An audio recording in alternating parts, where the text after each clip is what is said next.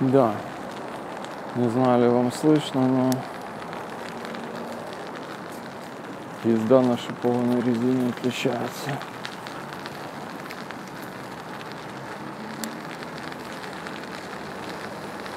Хорошо это или плохо, непонятно, но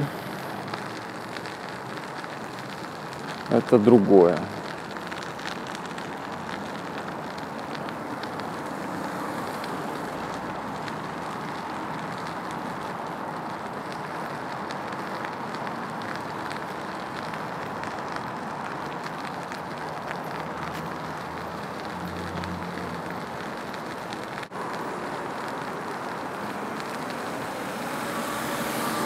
Нахуй! Разъездились, блядь. Ёп. Да ты кому?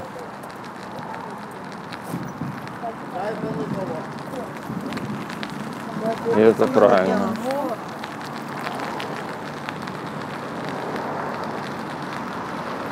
И это правильно, он решил.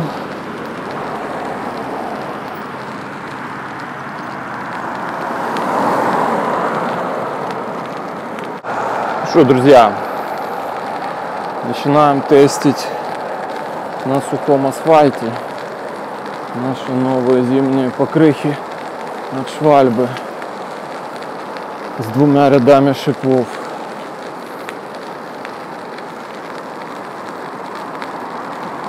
Звук, конечно, дикий.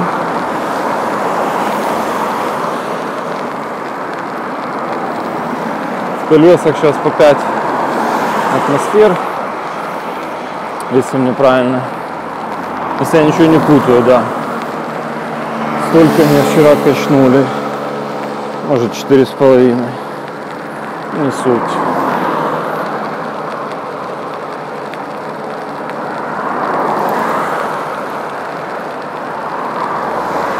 Ну, то есть сводится к тому, что если качать меньше, то звук будет еще сильнее. Что при большем давлении вроде как тише это все. Надо мы еще выясним в процессе эксплуатации.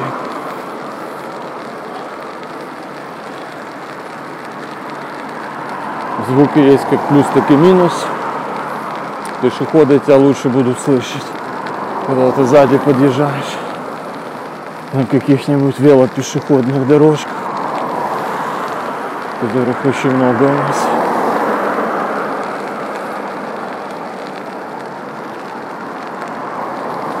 Первые 40 километров рекомендуют сильно не топить, резко не оттормаживаться, чтобы не потерять шипы. Надо дать им время чуть-чуть в свои пазы зайти. Поэтому сегодня не летаем, а просто по фану катаем вечерними улицами города.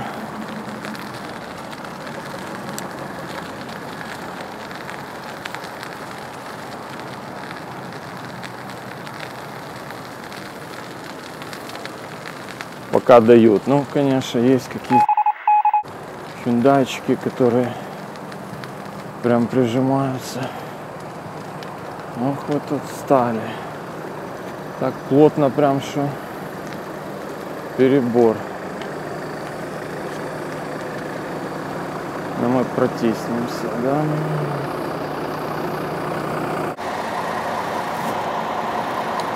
Что еще из хорошего в этих покрышках? Это светоотражающие полосы вдоль всего обода с обеих сторон. Так что в условиях плохой видимости больше шансов, что вас все-таки увидят. Выхватит свет фар. Эти светоотражающие ободки. Не хочу брать, я не помню, но вроде бы максимальная степень тут от проколов защиты. Поэтому надеюсь, что с этими покрышками в шиномонтаж я пойду весной менять уже на обычную резину.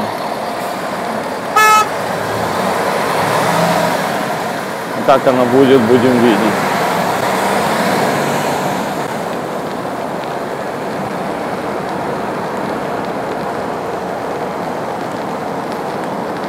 себе и едет. Чуть более громко, да.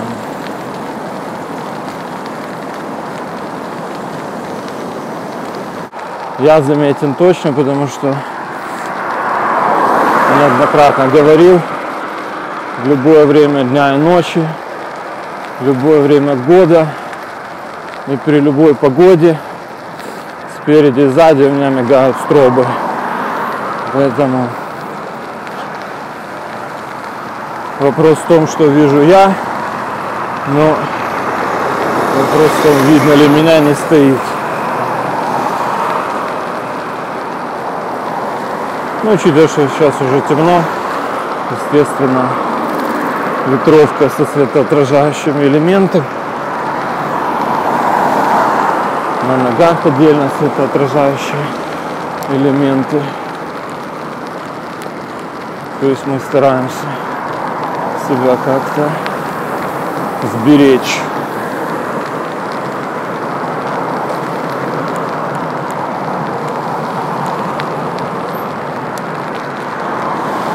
Что еще про эти покрышки можно сказать? Ну, они весят почти на полкило больше, чем мои предыдущие Schwalbe G1 Allround. Почти по полкило каждая добавила в весе. Сильно ли это ощущается? Да нет, мы как бы не участвуем в заездах на время, поэтому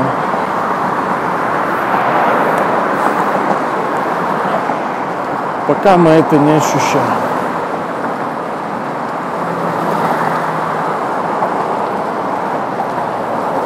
Пока что просто звуки.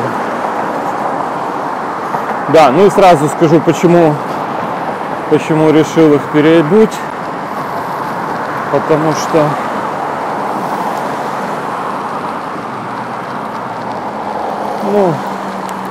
по просторам нашего интернета, если пошарить, немногие одевают зимнюю резину.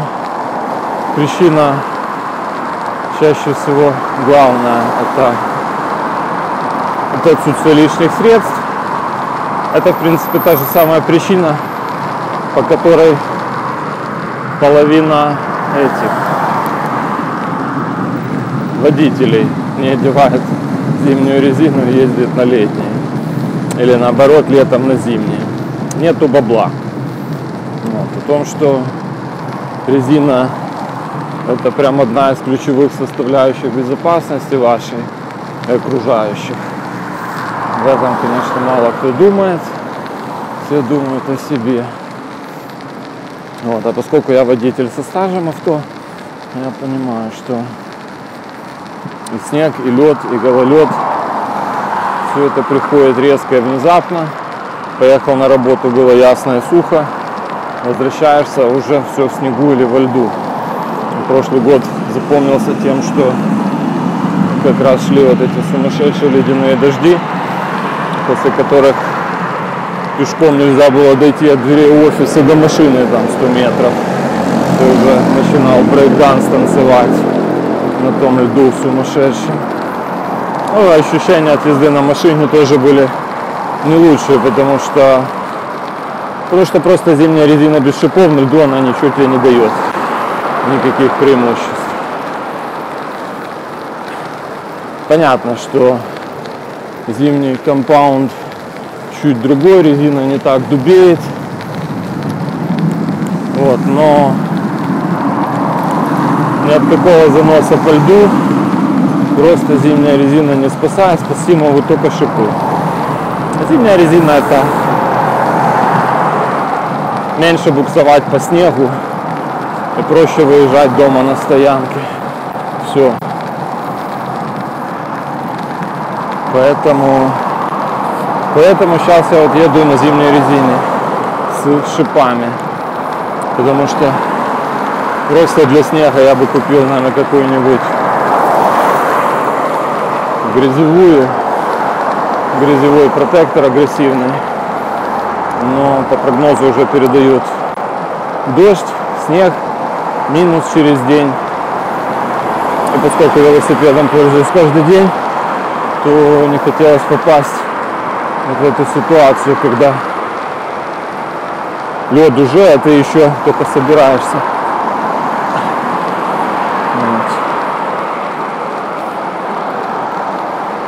Что еще добавить? Что еще добавить про эту резину? Ощущения? А никаких новых ощущений нету. Едешь себе и едешь. И все нормально. Ну, то есть торможение мы сейчас не будем проверять, потому что у нас обкатка шипов сейчас идет. Проезжай. Проезжай, проезжай. Торможение мы будем проверять чуть позже. Возможно, к этому моменту уже погодка нам подыграет.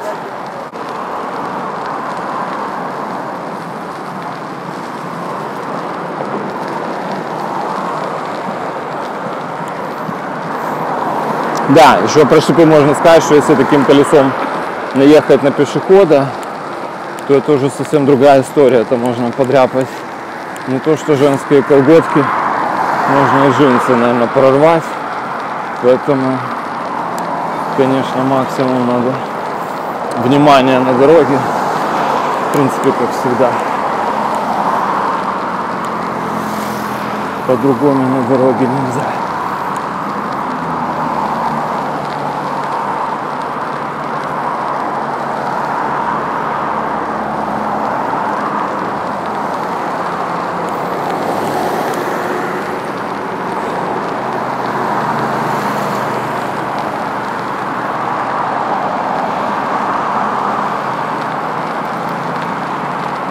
Гордый самокатчик.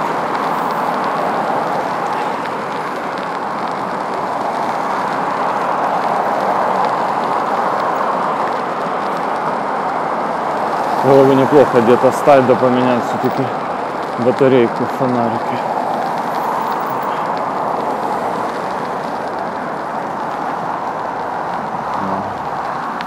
Интересное место для выгулов. Ну да ладно.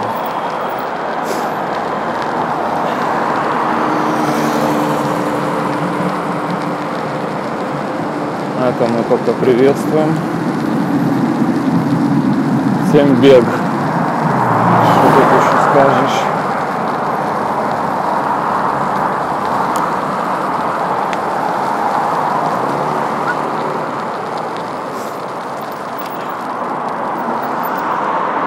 Да, будем менять батарейку, потому что это что-то вообще не вариант. Смотрю.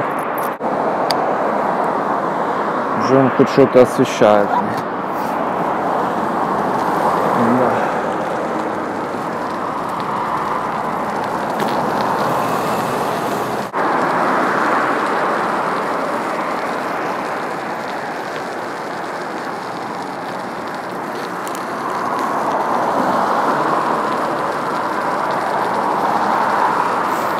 А пробег, да, бег еще сегодня предстоит. Потому что, как всегда, с утра выходной день лень. Поэтому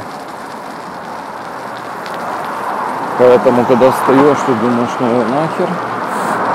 А когда уже выпил кофе, принял душ, вспоминаешь, что, блин, да я все-таки должен бежать. Потому что у меня марафон. Так что бег сегодня еще предстоит только.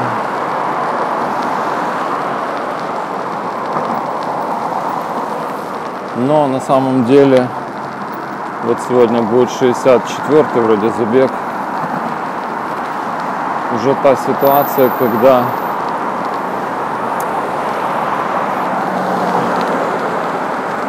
ты уже давно перестал париться этими пробежками.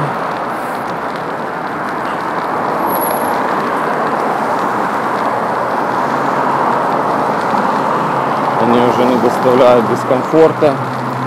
Вот тут у нас интересная тема. Сейчас будет черная пятница в магазине Adidas.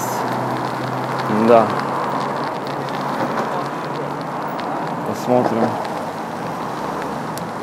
как у нас тут все запарковано под знаком «Остановка запрещена».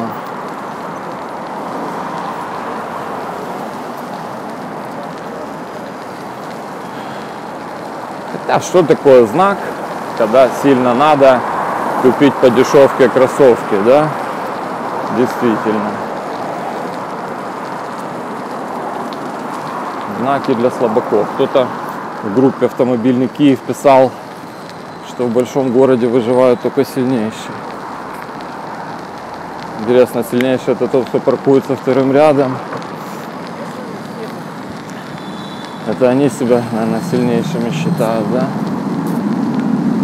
Когда ты приехал на крутом Порше, чтобы сэкономить пару гривен, по скидке взять кроссовки Adidas. Да, это сильно. Это, наверное, только действительно самые сильнейшие так делают. В чем сила, брат?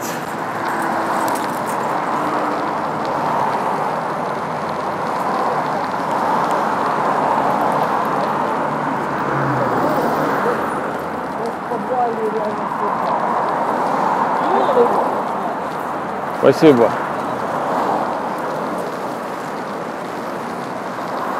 Да, вот такая велопешеходная тут дорожка. Это выходной день вечером. И когда едешь на работу в час пик, то это какая-то отдельная просто жесть. Тут велодорожку, видимо, специально вывели за пределы перекрестка, чтобы велосипедисты оттормаживали. Конечно, блядь, проектировщикам, чтобы они на своих велодорожках катались.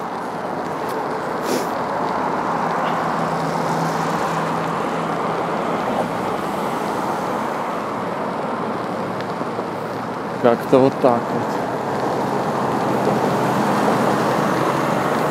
Да, ну и самый актуальный тренд, конечно, последних лет — это не велодорожки, это дорожки для тех, кто ходит, залипнув в телефон. И таких все больше и больше становится.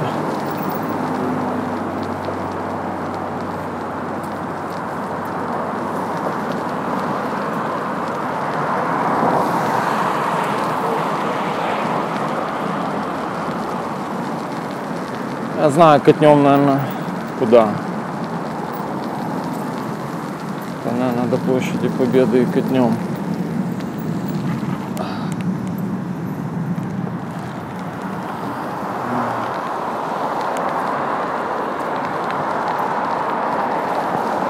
Для велосипедистов тут ни хера не предусмотрено.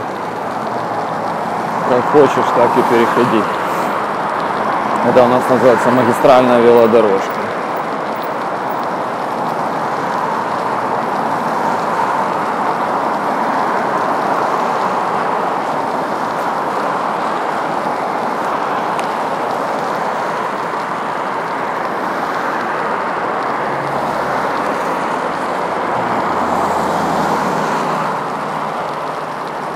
Честно сказать, учитывая, что на шипах, чуть-чуть стремновато. Вот по вот этой плитке катать мокро достаточно, плитка влажная. Как они себя поведут в торможении, непонятно, эти покрыхи. Ну, повторюсь, быстро мы не едем, так что, в принципе, все должно быть ок.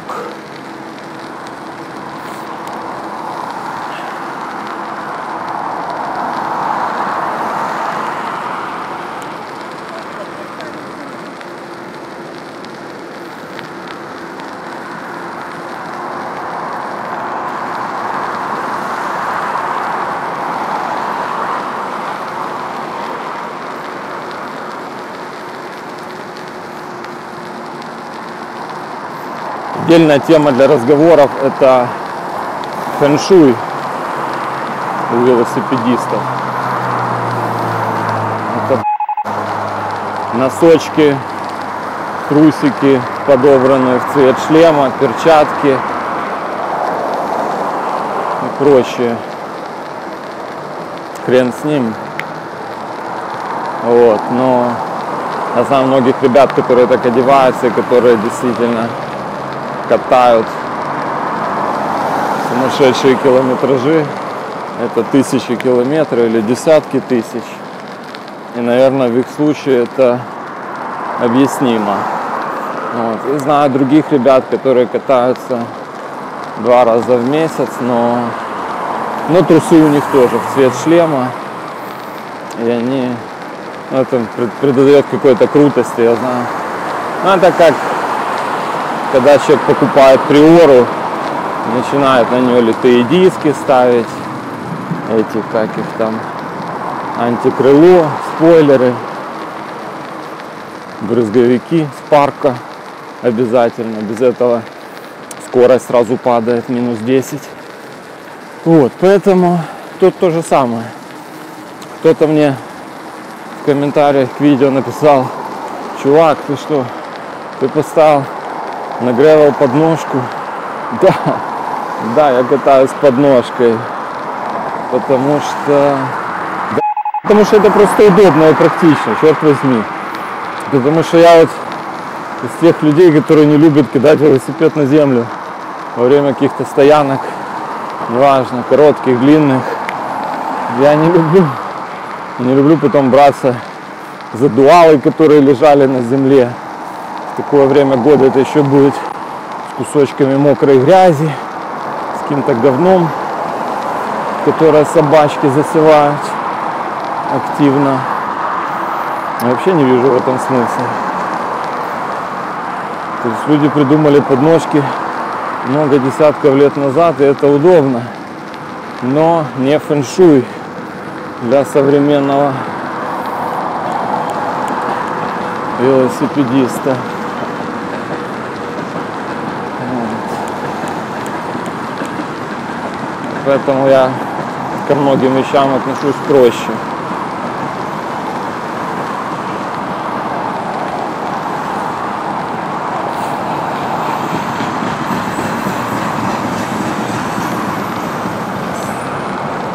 Много ли я катаю? Ну, смотря с кем сравнивать. Ну, вот за этот год в районе 6000 вышло. Хотя еще не конец года, еще, наверное, километров 500 капнуть.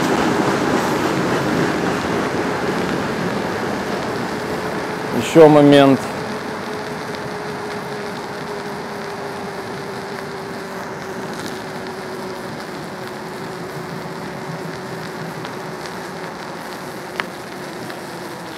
Так, тут, по-моему, у нас хороший повод есть перебраться на другую сторону.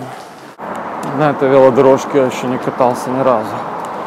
Последний раз, когда мы тут с женой ехали, еще только в проекте была велодорожка. Ну, посмотрим, как она.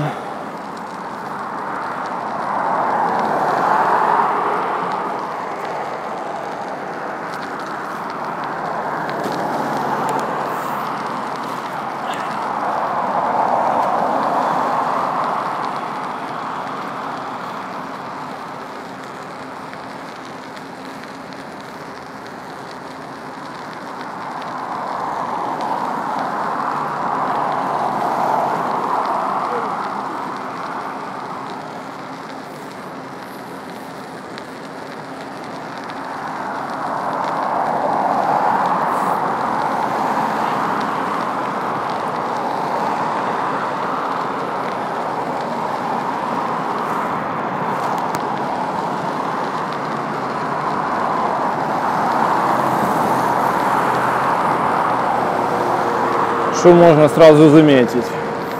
Освещение все направлено для автомобилей, для пешеходов и велосипедистов. Только на свои силы рассчитывать. Но если подготовленный велосипедист катается с фарой, то пешеходы ходят как получится. Где-то лучше видно, где-то хуже. В целом целом по крыхе едут. Нареканий никаких пока нету. Я говорю, только звук, к которому надо привыкнуть.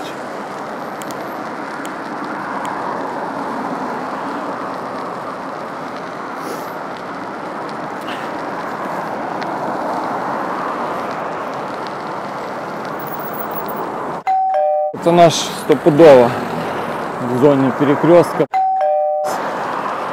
Но мы уступаем из-за мудаков проектировщика.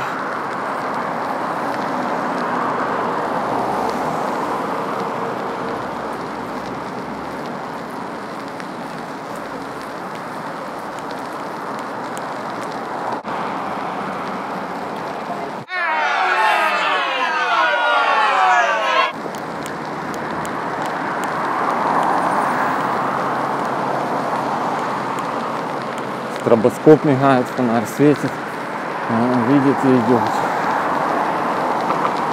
По мне ж проще объехать, да?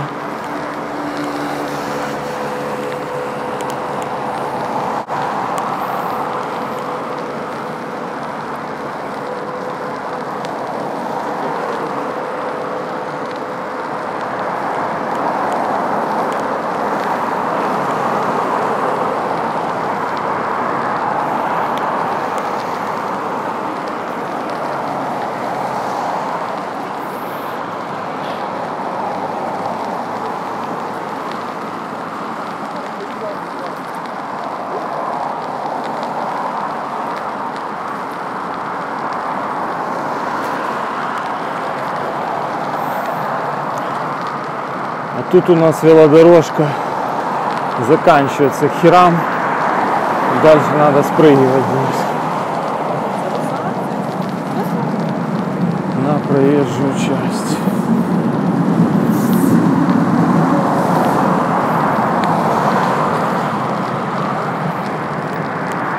Но это касается велосипедистов, а не всех подряд.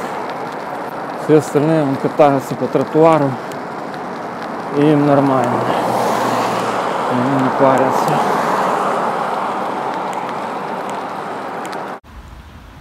Итак, всем добрый вечер. Отвечаем на вопрос, нужна ли будет этой зимой шипованная резина.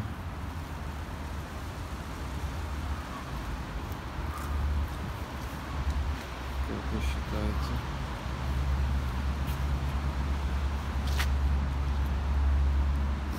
Интересно услышать мнение специалистов.